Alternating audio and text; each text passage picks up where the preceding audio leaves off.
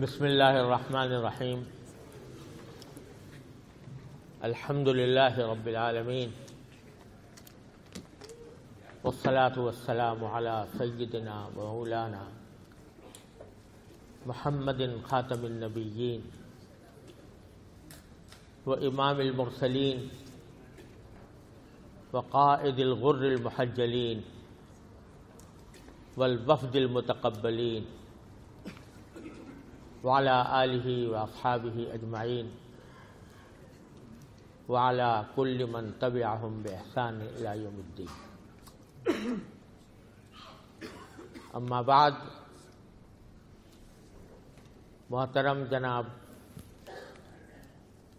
نگین صاحب، چیئرمین ختم نبوت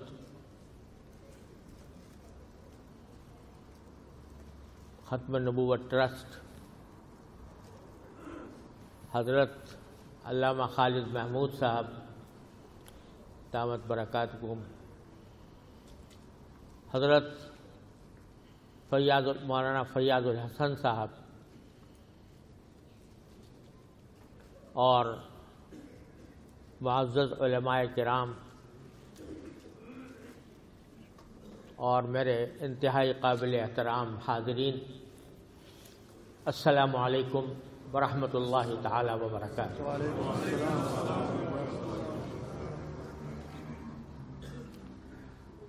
میں ختم نبوت ٹرسٹ کا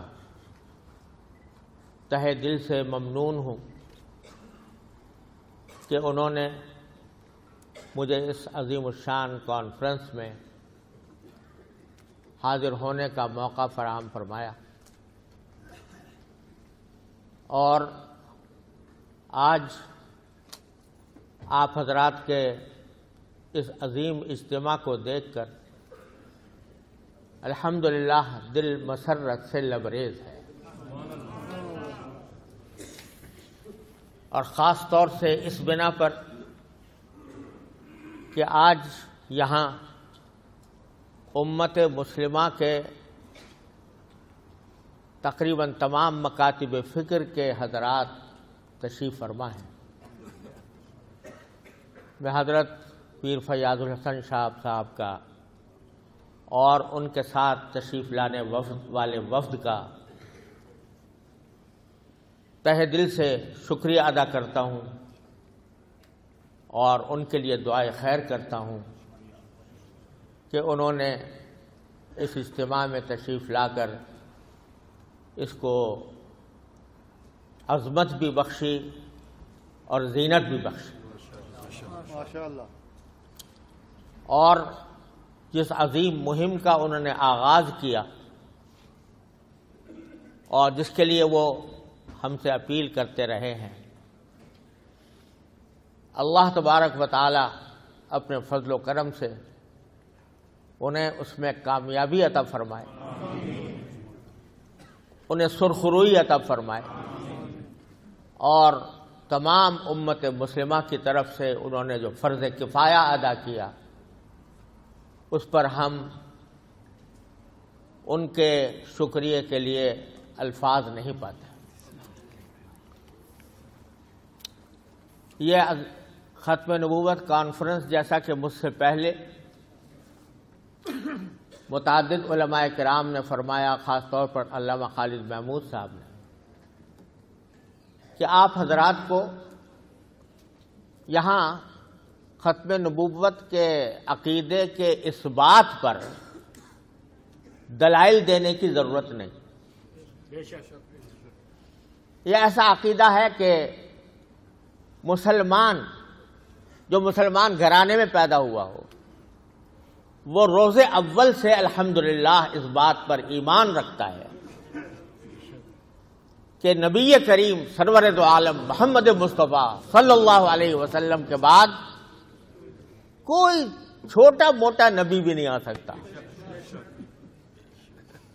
اور اگر کوئی نبوت کا دعویٰ کرے تو وہ در حقیقت دائرہ اسلام سے خارج ہے، اس کو کسی بھی صورت میں مسلمان تسلیم نہیں کیا جا سکتا. لہذا اس عقیدے کے دلائل آپ حضرات کے سامنے بیان کرنے کی ضرورت نہیں ہے، اور اگر تھی تو پہلے حضرات مقررین نے اس کے اوپر کلام کیا ہے۔ لیکن جو بات آج کے ماحول میں خاص طور پر یاد رکھنی چاہیے، بسا اوقات ہم لوگ اس سے غافل رہتے ہیں یا اس بات کی طرف توجہ نہیں دیتے کہ آج وہ لوگ جو ایک جھوٹی نبوت کے متبع اور پیروکار ہیں، وہ دنیا کے سامنے اپنے آپ کو مظلوم بنا کر پیش کر رہے ہیں، خاص طور سے اس ملک میں، مغربی ممالک میں ہمارے ساتھ ظلم ہوا ہے، ہمیں بڑی جو ہمیں مسلمان تسلیم کرنے سے انکار کر دیا گیا ہے، ہمیں غیر مسلم قرار دے دیا گیا ہے، ہم تو اللہ کو مانتے ہیں، ہم کو رسول اللہ صلی اللہ علیہ وسلم کے اس کو تسلیم کرتے ہیں، ہم آخرت پر ایمان رکھتے ہیں، ہم نمازیں پڑھتے ہیں، ہم روزے رکھتے ہیں الی آخری۔ اور یہ بات جو ناواقف لوگ ہیں ان کو بسا اوقات کچھ اپیل کر جاتی ہے کہ بھئی ہمیں تو کوئی خاص فرق نظر نہیں آ رہا، جیسی وہ نماز پڑھتے ہیں ایسے، جیسے مسلمان نماز پڑھتے ہیں یہ بھی پڑھتے ہیں، رمضان میں وہ روزے رکھتے ہیں ہم بھی رکھتے ہیں۔ تو یہ سب باتیں لوگوں کو گمراہ کرنے کے لیے اور لوگوں کو مغالطہ دینے کے لیے یہ باتیں کہی جاتی ہیں، اور بسا اوقات لوگوں کے دل میں اتر بھی جاتی ہیں، وہ لوگ جو حقیقت سے ناواقف۔ بات یہ نہیں ہے کہ ہم نے ان کو اسلام سے نکالا، انہوں نے خود اپنی کتابوں کے ذریعے، اپنی تالیفات کے ذریعے، اپنے مقالوں کے ذریعے، اپنی تقریروں کے ذریعے پوری امت مسلمہ کو اسلام سے نکالا۔ انہوں نے کہا کہ جو شخص مرزا غلام احمد قادیانی کی نبوت پر ایمان نہیں رکھتا وہ نہ صرف یہ کہ مسلمان نہیں، نہ صرف یہ کہ وہ کافر ہے، بلکہ کنجریوں کی اولاد ہے۔ تو بتائیے ظلم کس کی طرف سے ہوا؟ وہ قوم جس کا پیشوا آنے کے بعد جو اربوں مسلمان آباد ہیں ان سب کے اوپر کفر کا فتویٰ لگاتا ہے، کہتا ہے یہ سب اسلام سے خارج ہیں، یہ کافر ہیں۔ تو نکالا کس نے؟ اس نے نکالا۔ اور اس لحاظ سے بات یہ بھی اس لحاظ سے سمجھنے کی بات ہے کہ جب نبوت کا دعویٰ آتا ہے حضرت نوح علیہ السلام سے لے کر اور جناب نبی کریم سرور دو عالم صلی اللہ علیہ وسلم تک، جب کوئی نبی آتا ہے تو اس کی امت دو حصوں میں تقسیم ہوتی ہے۔ ایک حصہ وہ ہے جو اس پر ایمان لاتا ہے، مسلمان ہوتا ہے، اور ایک وہ ہے جو اس پر ایمان نہیں لاتا، اس کی تکذیب کرتا ہے، وہ کافر ہوتا ہے۔ اگر مرزا غلام احمد قادیانی نے جب دعویٰ کیا تو اس کا منطقی نتیجہ یہ کہ وہ جو اس کو نہ مانے اس کو کافر قرار دیا۔ تو کافر اس نے قرار دیا، یہ کہا کہ یہ مسلمان نہیں ہے، یہ کافر ہیں۔ کافر بھی ہم تو اپنے کلام میں ہمارے بزرگوں نے یہ سکھایا کہ ہم اگر اختلاف بھی کریں تو اختلاف بھی تہذیب اور شائستگی کے دائرے میں ہو۔ کسی غیر مسلم کو غیر مسلم قرار دینا کوئی گالی نہیں ہے۔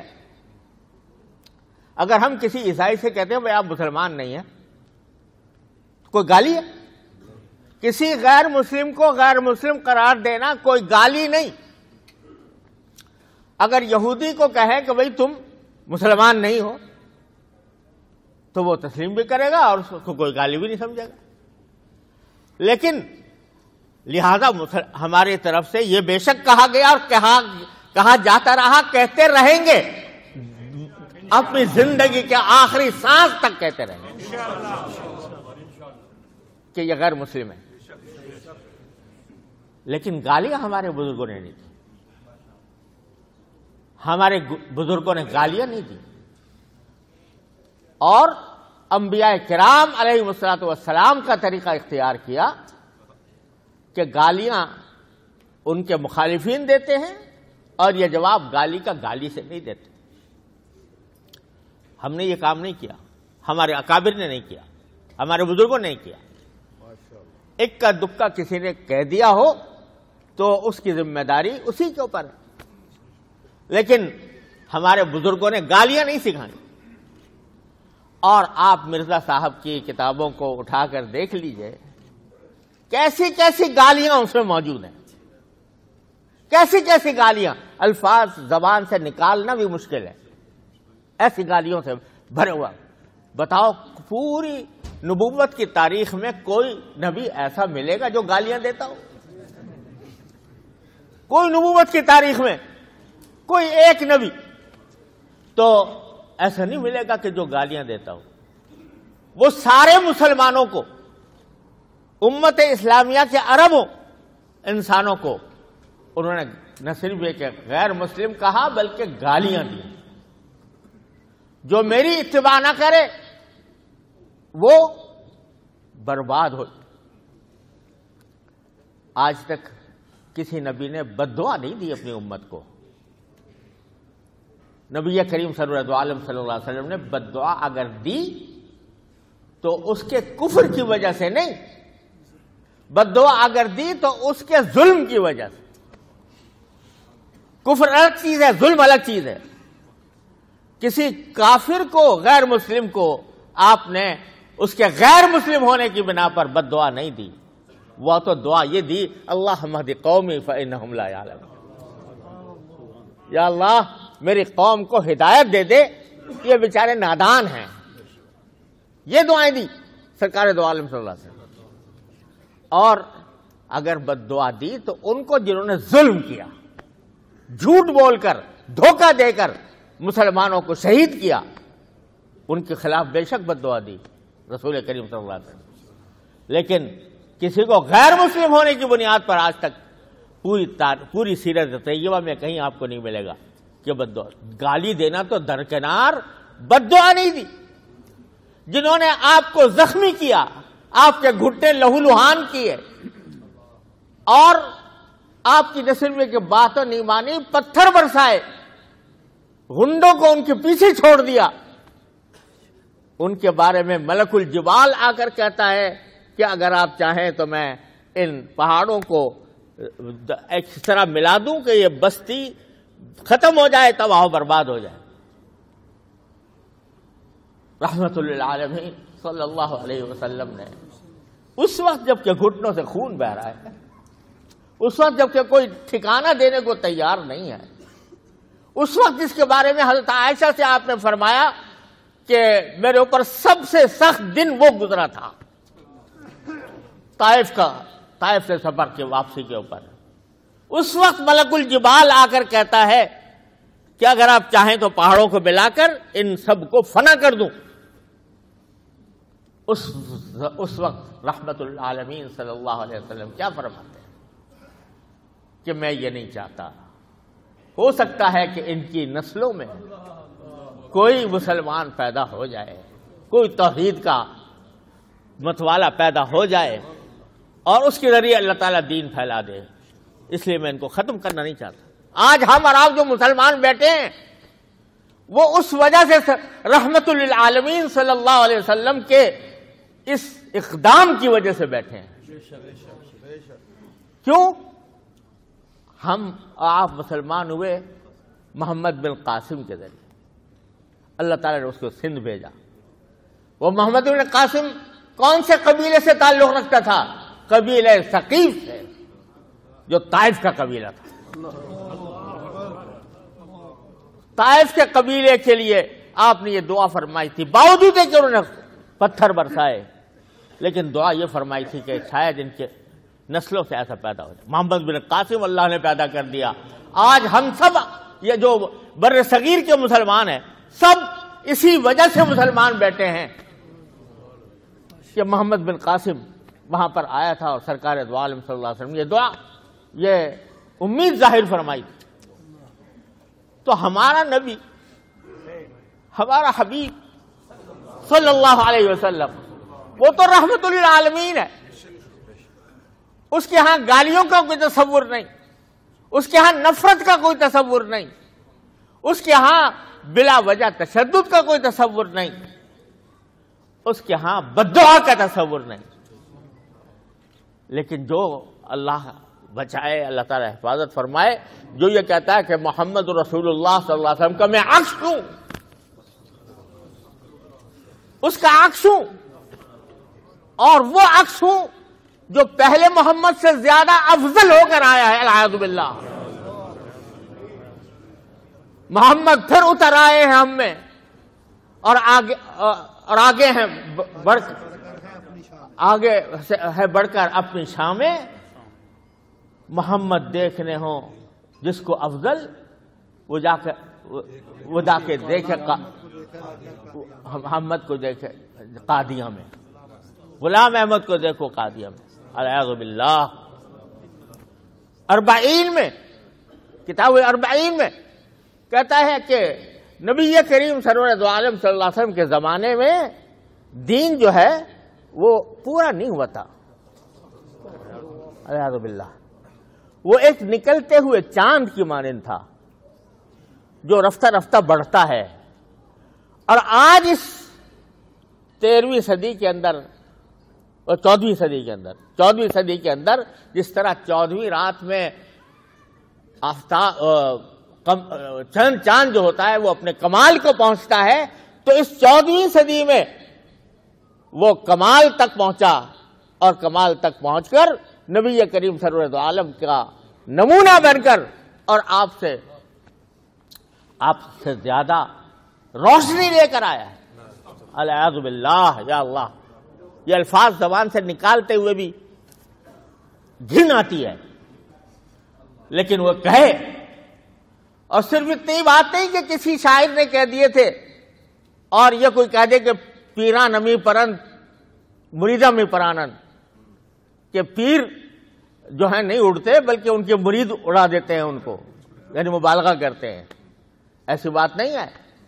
یہ اشعار اجمل جو شاعر تھا، اس نے ایک کتبے کی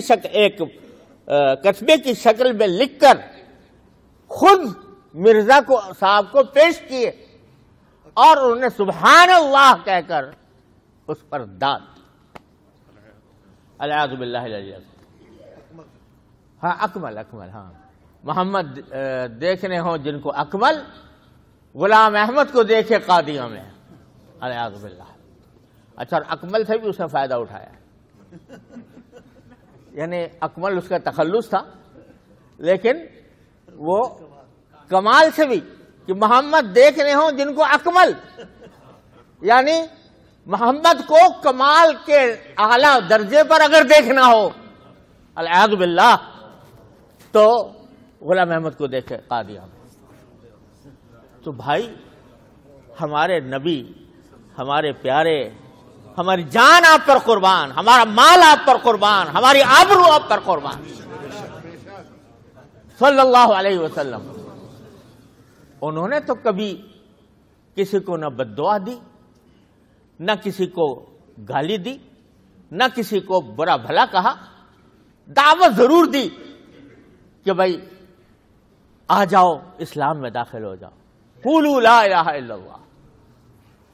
لیکن جو شخص اپنے آپ کو آپ کا عکس کہتا ہے، اس کے وحی میں گالیاں ہیں، اس کے کلام میں گالیاں ہیں، اور مسلمانوں کے لیے بد دعائیں ہیں، العیاذ باللہ۔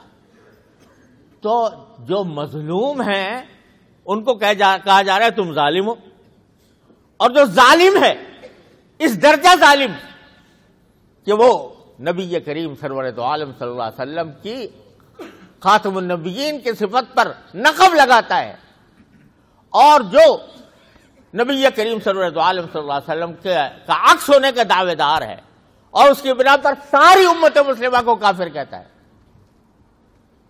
وہ اور نفرتیں پھیلاتا ہے۔ بتاؤ یہ کہنا کہ جو میری وحی پر ایمان نہ لائے وہ اولاد البغایا ہے، جی اولاد البغایا، ذریت البغایا، یعنی کنجریوں کی اولاد ہیں، وہ ہیٹ پھیلا رہا ہے یا ہم پھیلا رہے ہیں؟ جب کوئی شخص دعوت دیتا ہے کہ بھئی اپنے نام رکھا ہوا ہے جماعت احمدیہ، آؤ اس جماعت احمدیہ میں، تو وہ کیا مطلب ہوتا ہے اس کا؟ کہ ان تمام کتابوں پر باتوں پر ایمان لاؤ جو اس نے اپنی کتابوں میں لکھی ہیں، ان سب باتوں پر ایمان لاؤ۔ اس میں یہ بات بھی ہے کہ جو اس کو پیغمبر نہ مانے وہ کنجریوں کی اولاد۔ تو بتاؤ ہیٹ ہماری طرف سے ہے؟ ہم تو بھائی باوجود اس بات کے کہ اس کے کلام نے ہمارے سینے چھلنی کیے ہوئے ہیں، نبی کریم صلی اللہ علیہ وسلم کی شان میں گستاخیاں، عیسیٰ علیہ السلام کی شان میں گستاخیاں، حضرت مسیح علیہ السلام کا دعوے دار ہونا کہ میں مسیح میں ہوں، اور حضرت عیسیٰ علیہ السلام کی شان میں گستاخی کرتے ہوئے کہنا کہ ابن مریم کے ذکر کو چھوڑو، اس سے بہتر غلام احمد ہے۔ ابن مریم یعنی عیسیٰ علیہ السلام، ابن مریم کے ذکر کو چھوڑو، اس سے بہتر غلام احمد ہے۔ نفرت وہ پھیلا رہا ہے یا ہم پھیلا رہے ہیں؟ جو انبیاء کی توہین کر رہا ہے وہ نفرت پھیلانے والا ہے، یا ہم صرف اس وجہ سے کہ ہم یہ کہتے ہیں کہ بھائی یہ مسلمان نہیں ہے، یہ اپنے اور عقیدہ ہے اس کا، یہ اور اس کا دین ہے اور اس کا مذہب ہے، ہمارے مذہب کا اس سے کوئی تعلق نہیں۔ یہ کہنا نہ نفرت پسندی ہے، نہ تشدد ہے، نہ کسی قانون کی خلاف ورزی ہے۔ ہم یہ چاہتے ہیں کہ یہ حقیقت ہمارے نوجوانوں تک پہنچے، وہ اس کو سمجھیں، اور اس کو سمجھ کر وہ ان کے گمراہانہ بیانات کے جال میں نہ آئیں۔ یہ ہم سمجھتے ہیں یہ ہمارا حق، اور اس حق کو ہم سے کوئی چھین نہیں سکتا، اور یہ حق باقی ہے، جاری رہے گا انشاءاللہ تعالی۔ تو ہمارے اس اجتماع کا اصل مقصد یہ ہے کہ ہم اس بات کی ذمہ داری محسوس کریں کہ ہم اپنے بچوں کو ان کی گھٹی میں یہ بات پلانی ہے کہ رسول کریم سرور دو عالم صلی اللہ علیہ وسلم پر ایمان اس وقت تک مکمل نہیں جب تک آپ کو حقیقی معنی میں خاتم النبیین نہ سمجھائے۔ اور جو لوگ اس کے مخالف ہیں وہ دائرہ اسلام سے خارج ہیں، ہزار وہ اپنی مظلومیت کا رونا روئے، ہزار وہ اپنی مظلومیت کا ڈھنڈورا پیٹے، لیکن وہ دائرہ اسلام سے خارج ہے۔ یہ اجتماع، اس کا ایک ایک فرد اس کا ذمہ دار ہے۔ جب اس نے لا الہ الا اللہ محمد الرسول اللہ پڑھا اور آمنت باللہ و ملائکتہ و کتبہ و رسلہ، اس میں یہ بات بھی داخل ہے کہ آپ کے علاوہ کسی کو آپ کے بعد نبی نہ کہا جا سکتا ہے، نہ مانا جا سکتا ہے، اور نہ اس کو دائرہ اسلام میں سمجھا جا سکتا ہے۔ اور الحمدللہ یہ حقیقت اب دنیا بھر پر واضح ہوئی ہے اور آئینی طریقے سے ہوئی ہے۔ میں نے شاید پہلے بتایا تھا کہ پاکستان میں کس طرح آج یہ پاکستان کے خلاف پروپیگنڈا کرتے ہیں کہ پاکستان نے ہمارے ساتھ ظلم کیا۔ ظلم کیا کیا ہے؟ ان کو 350 افراد کی اسمبلی میں اور وہاں پر ان کو پوری آزادی کے ساتھ اپنا موقف بیان کرنے کی آزادی دی گئی، اور کئی ہفتوں تک ان کا بیان ہوتا رہا، ان کے اوپر جرح ہوتی رہی، اور وہ لوگ جو سیکولر تھے انہوں نے بھی آخر میں ساری بحث سننے کے بعد یہی فیصلہ دیا کہ ان کو کسی طرح بھی، آج ہمارے اوپر ان کی حقیقت واضح ہوئی، ساری دنیا کہہ چکی، مکہ مکرمہ میں رابطہ عالم اسلامی کہہ چکی، مجمع الفقہ الاسلامی کے اندر میں نے قرارداد پیش کی، وہ سب نے منظور کی، ہر جگہ اس حقیقت کو تسلیم کر لیا گیا۔ بس ہم اسی حقیقت کو اپنے بچوں تک پہنچانا چاہتے ہیں، کسی تشدد کے بغیر، کسی نفرت انگیزی کے بغیر ہم اس کو پہنچانا چاہتے ہیں، اس کے لیے ہم آج جمع ہوئے۔ اور بھائی اللہ تبارک و تعالیٰ نے یہ ایک موقع فراہم فرمایا کہ مرزا غلام احمد قادیانی کے کتابوں کے جواب میں اور اس کے دعوے کے جواب میں جن علماء کرام نے کتابیں لکھی وہ کسی ایک مسلک سے لوگ تعلق نہیں رکھتے۔ علماء دیوبند میں حضرت علامہ انور شاہ صاحب کشمیری رحمۃ اللہ علیہ نے اس کا علم اٹھایا، بہاولپور کے مقدمے میں حضرت مولانا شبیر احمد صاحب عثمانی، حضرت مولانا مرتضی حسن صاحب چاندپوری، حضرت مولانا مفتی محمد شفیع صاحب رحمۃ اللہ علیہ، حضرت مولانا بدر عالم صاحب رحمۃ اللہ علیہ، یہ سب کا قافلہ بہاولپور میں گیا تھا انگریزی حکومت کے دور، اور وہاں اس حقیقت کو واضح کیا اور فیصلہ بہاولپور کے مقدمے میں مسلمانوں کے حق میں ہوا۔ حضرت گولڈر شریف کے پیر بہر علی شاہ صاحب رحمت اللہ تعالی علیہ، انہوں نے مسکت کتابیں لکھی اور انہوں نے دلائل کے ڈھیر لگا دیے، اور اس درجہ کہ مرزا نے ایک پوری کتاب حضرت پیر صاحب رحمۃ اللہ علیہ کے جواب میں لکھنے کی کوشش کی، تحفہ گولڈرویہ۔ تو جو بریلوی مسلک سے تعلق رکھنے والے حضرات تھے وہ اپنے محاذ کے اوپر، علمی محاذ پر ڈٹ کر انہوں نے مقابلہ کیا۔ اہل حدیث حضرات میں حضرت مولانا ثناء اللہ صاحب رحمۃ اللہ علیہ، غرض تمام مسالک کے علماء نے اس وقت سے باتفاق و اتحاد، اور یہ تحریک ختم نبوت جو سن 1953 میں چلی اور پھر اس کے بعد سن 1974 میں، اس میں سارے مسالک کے علماء ایک ہی سٹیج پر، ایک ہی صف، یک زبان ہو کر جمع تھے۔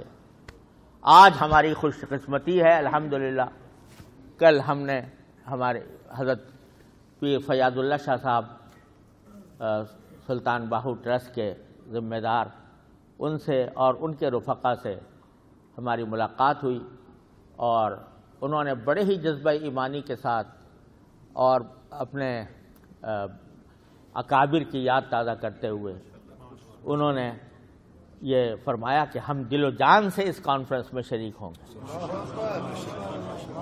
اور نہ صرف اس کانفرنس میں شریک ہوں گے بلکہ آئندہ ہم ایک ایسی باڈی بنائیں گے جس کے اندر تمام مسالک اکٹھے ہوں اور اپنے اس حق کے تحفظ کے لیے پورا کردار ادا کریں گے۔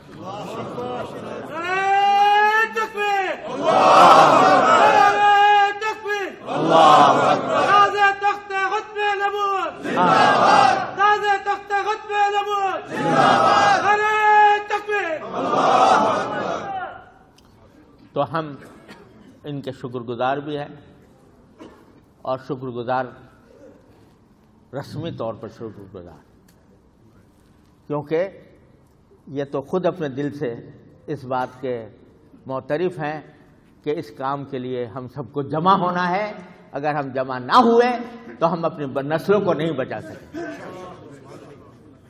انہوں نے خود اس بات کا اظہار فرمایا. لیکن میں بحیثیت ایک ادنا طالب علم کے ان کی اس جذبے کی اللہ تعالیٰ ہی ان کو جزا دے گا. ہم اس دنیا میں شکریہ کے لیے کوئی الفاظ نہیں پاتے.